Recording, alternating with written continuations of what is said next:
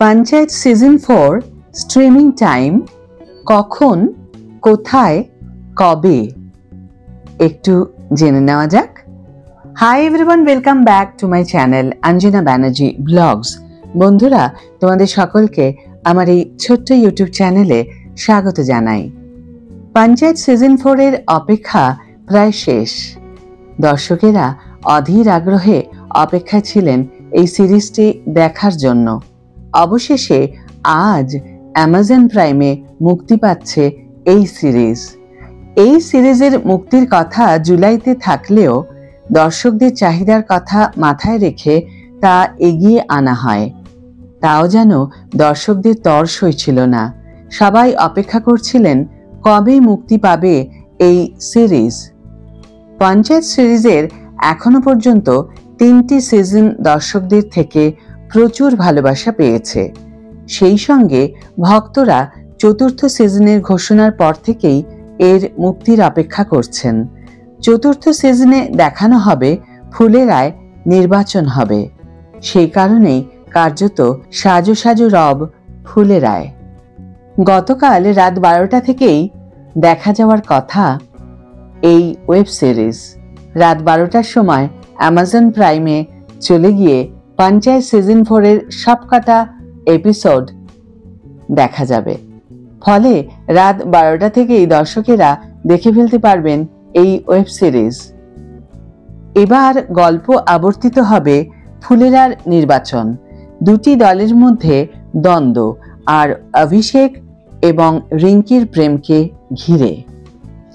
এই সিজনে দেখা যাবে পুরো ফুলেরা জুড়েই নির্বাচনের আবহ। রিঙ্কি তার মায়ের জন্য তৈরি করেছে ফ্যান পেজ, প্রচারের নতুন হাতিয়ার আর কি।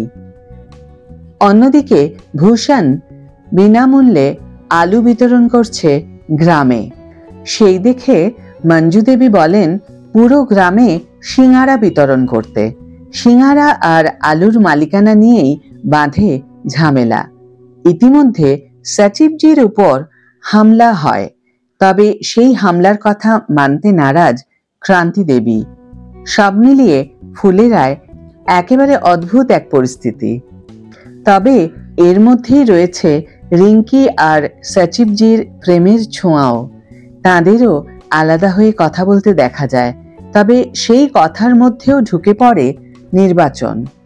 সব মিলে এখন ফুলেরায় নির্বাচনী প্রচার তুঙ্গে।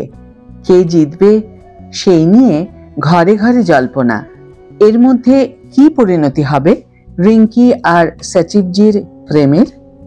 ভূষণের নতুন কোন চালে সমস্যায় পড়বেন প্রধানজি? নাকি বুদ্ধি করে সবটা সামলে নেবেন মঞ্জু দেবী? উত্তর মিলবে পঞ্চায়েতের এই সিজনে। পঞ্চায়েত সিজন 4 এর গল্প শুরু হয়েছে সিজন 3 এর পরপরই। প্রধানজি অর্থাৎ রঘুবীর যাদব গুলিবিদ্ধ হয়েছিলেন এবং শারীরিকভাবে সুস্থ হলেও মানসিক চাপ রয়েছে। সচিবজি অর্থাৎ জিতেন্দ্র কুমার কোর্ট কাছারির ঝামেলায় জড়িয়ে পড়েছেন, যার মূল কারণ বিধায়কের সঙ্গে সংঘাত। প্রাইম ভিডিওর জনপ্রিয় ওয়েব সিরিজ পঞ্চায়েত একসময় লকডাউনে আটকে থাকা বদ্ধ জীবনে হাসির দমকা হাওয়া এনে দিয়েছিল। তখন থেকে ফুলেরা গ্রামের মজার গল্প আর সাদাসিধে মানুষগুলি আমাদের ডেইলি ডোজ হয়ে দাঁড়িয়েছে। এবারে সেই কাহিনী চতুর্থ সিজনে। নতুন সিজনে দেখা গেল শুধুই গ্রামীণ জীবন নয়, গ্রামের ভোট রাজনীতির মারপ্যাঁচ, প্রেমের টানাপোড়েন আর কিছুটা সাসপেন্স মিলিয়ে তৈরি হয়েছে এই মিশ্র স্বাদ। পঞ্চায়েত সিজন 4 এ ভোটের আবহে মঞ্জু দেবী অর্থাৎ নীনা গুপ্তা এবার কঠিন চ্যালেঞ্জের মুখে।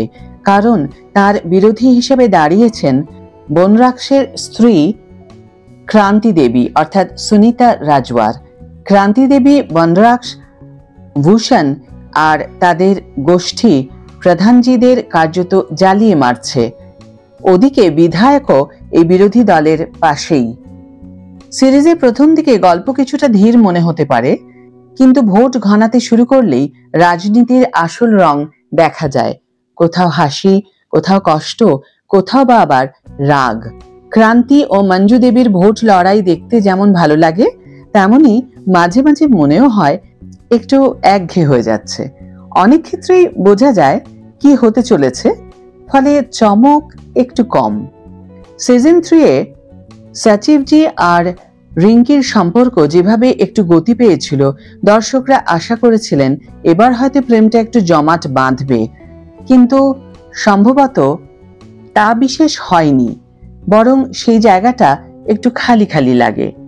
কয়েকটা নতুন চরিত্র এসেছে বটে, কিন্তু তারা সিরিজে তেমন প্রভাব ফেলতে পারেনি। জিতেন্দ্র কুমার, নীনা গুপ্তা, রঘুবীর যাদব, সুনিতা রাজওয়ার, চন্দন রায়, ফয়সাল মালিক সকলেই তাঁদের নিজ নিজ চরিত্রে সাবলীল। তবে বিশেষ করে বলতে হয় বিনোদের চরিত্রে অশোক পাঠকের কথা।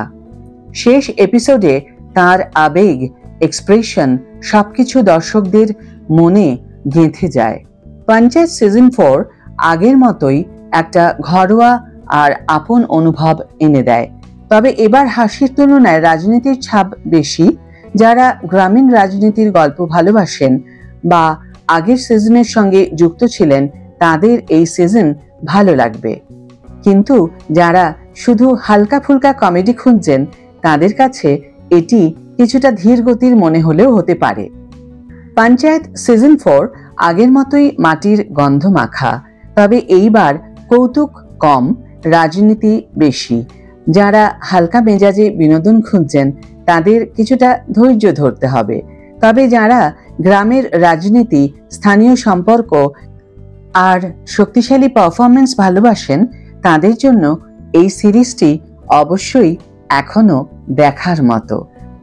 তাহলে কারা কারা পঞ্চায়েত সিজন 4 অলরেডি দেখে ফেলেছ, আর কারা কারা এখনো দেখোনি, অবশ্যই কমেন্ট বক্সে লিখে জানিও।